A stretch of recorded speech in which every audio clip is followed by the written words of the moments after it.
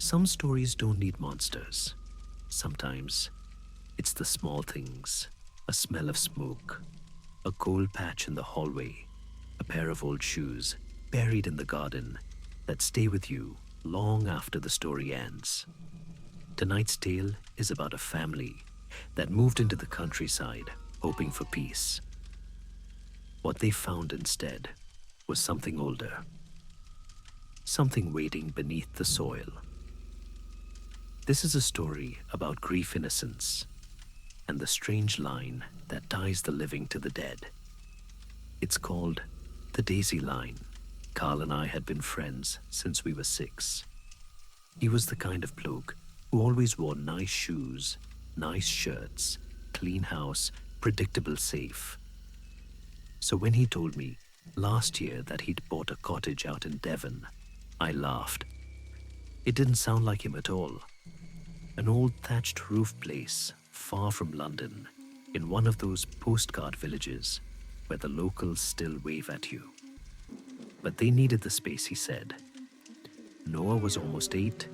His little brother Archie was 5. Sue was pregnant again. And they'd even brought the cat. When I visited that first week, boxes were everywhere, but they were glowing, happy, hopeful. Still, there was something off about the house. The floors creaked under the lightest step. The walls were too thick. The rooms twisted in strange ways. You could walk in a straight line and somehow end up where you started. And the temperature never stayed the same. I remember finding a cold patch near the hallway. Not just chilly cold that hit your bones. Cara laughed when I mentioned it. Yeah, he said, we noticed. Pops up in different places. One day it's in the hallway, next it's the kitchen. Maybe the ghosts like to travel. Sue didn't laugh. 2 days later, I was helping Carl re-turf the back garden. The boys were outside pretending to be pirates. Then they went quiet, the kind of silence that makes every parent nervous. When we got closer, they were both standing perfectly still, staring into one of the flower beds. Carl asked what they'd found, but they didn't answer. Then I saw it.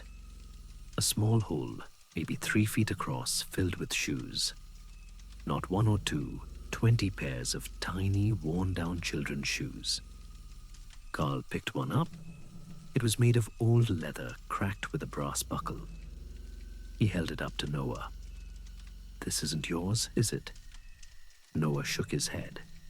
The shoe was about the size of his foot, but a century too old. We dug the rest out together. They came from another time, some polished, some beaten, to ruin, all made for children. Not a single adult shoe among them. That night, we went to the pub and looked up buried children's shoes on our phones. Apparently, it was an old tradition. People used to bury shoes in walls and under floors to ward off evil spirits. Other sites said it was a fertility charm or a way to keep ghosts from entering the home. We laughed about it, ordered another round. Carl even said, maybe they'll bring us luck. A week later, he sent me a picture. The shoes were lined up around the fireplace, cleaned, polished, tied together with bits of rope. Sue thought they looked quirky. I wish they'd left them where they were. It started small. Carl texted one night that he'd smelled smoke while walking back from the toilet. He searched the whole house until he found the source, a potted plant on the kitchen windowsill. The soil was glowing, he told me, like the roots were on fire. No smoke, just light, like something alive burning inside. A few days later, Sue was cleaning the lounge when she heard a low hum. She pressed her ear to the wall, and the plaster gave way, revealing a wasp's nest, pulsing red like a living heart. Sue screamed that the house was breathing. The exterminators cleared it out, said it was the strangest thing they'd seen. The nest was warm, still twitching, when they removed it. Then the cat disappeared. George was old, fat, lazy, a London cat who loved radiators. One morning, he was gone. No broken window, no open door, just gone. They put up signs around the village, promised a reward. Nothing. Until Halloween. They'd taken the kids trick-or-treating, trying to feel like part of the village. When they came home, there was a cat sitting on the doorstep. Not George. This one was sleek black, with eyes like cream glass. Noah burst into tears and hugged it. George came back. He came back. Sue said it wasn't him. But Noah begged to keep it, and Carl didn't have the heart to say no. That night, Carl called me. "I don't like it," he said. "That thing just sits by the fireplace all night staring at those shoes." I told him to relax, cats, stare at anything that moves. But he whispered, "Yeah, but the shoes aren't moving." It was a Thursday. Carl said he'd been asleep when Sue shook him awake, panicking. Something felt wrong. She couldn't say what, just that the house was too quiet. They checked on Noah first. He looked fine, asleep, breathing softly. Then they heard a noise downstairs, a faint thud, like a door. The back door to the garden was wide open. The black cat prowled near the flower bed, its fur wet with dew. Later, Carl swore that's when he realized something was missing. Every single one of the old shoes around the fireplace was gone, and so were Noah's shoes. Then they heard laughter upstairs. Carl ran up, found Archie sitting on the toilet pants, around his ankles, smiling like he was half dreaming. "What are you doing up?" Arch Sue asked. "I wanted to join the Daisy Line," he said. "What's the Daisy Line?" "The kids," Archie said. They were holding hands, dancing down the hallway. They went into all the rooms. I missed it because I was in here. He giggled. They went into Noah's room too. He came out and joined them. He didn't look like he was having fun though. The boy in front kept hitting their toes with a stick when they stopped dancing. Carl said that was when his heart dropped. He ran to Noah's room. The cold hit him before he even reached the door. Noah was lying exactly where he'd been before. Only this time his chest wasn't moving. He was ice cold. The doctors called it sudden unexplained death. They said it can happen to children, though it's rare at that age. But the investigators, they weren't so sure. They said Noah's room was too cold for a child, the house unsafe, the parents negligent. They asked questions about trauma discipline medication. Carl told them everything about the shoes, the fire in the plant, the wasp nest, the cat, and what Archie said.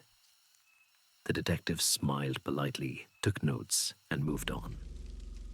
Everyone thought they were grieving delusional. Even I thought so. Until last week, Sue asked me to help find Noah's old black suit for the funeral. She said it was in a box up in the attic, along with a pair of small black shoes. The attic was freezing. I found the suit easily enough folded neatly. But when I opened the shoebox, it was empty.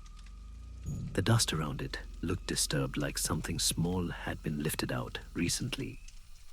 And right then, I heard it. A soft creak from behind the wall. Tiny footsteps padding just above me. I told myself it was the house settling, that I was imagining things. But the air grew colder, like someone breathing down the back of my neck. And faintly, so faint, I almost missed it, I heard children laughing. Tomorrow at the inquest, I'm supposed to stand up and say Carl was a good man. That what happened was tragic but explainable. But I can't stop thinking about that box, about Archie's words, about the cold spot that follows people around that house. Carl and Sue still live there. They say it's quiet now. Sometimes Carl sends me pictures of the garden flowers, blooming green grass, everything peaceful. But in every photo, there's always the same thing. If you zoom in near the flower bed, just enough to notice, you can see faint footprints, small, bare, and leading in a circle, like a chain, like children dancing. And I swear, if you look close enough, you can almost see the shine of leather buried just below the soil. The shoes are back where they belong, and I think that's why it's quiet. But I can't sleep, because I keep wondering, if one day one of them decides the chain isn't full yet, and when that happens, whose shoes they'll take next.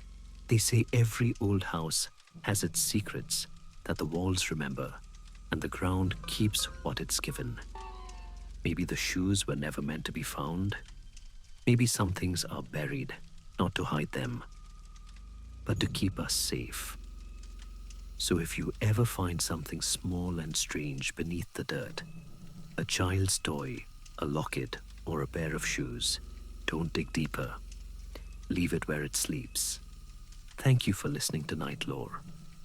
If this story kept you awake tonight, leave a like, share it with someone who loves the dark, and remember to subscribe for more true-style horror every week. Sleep well, if you can.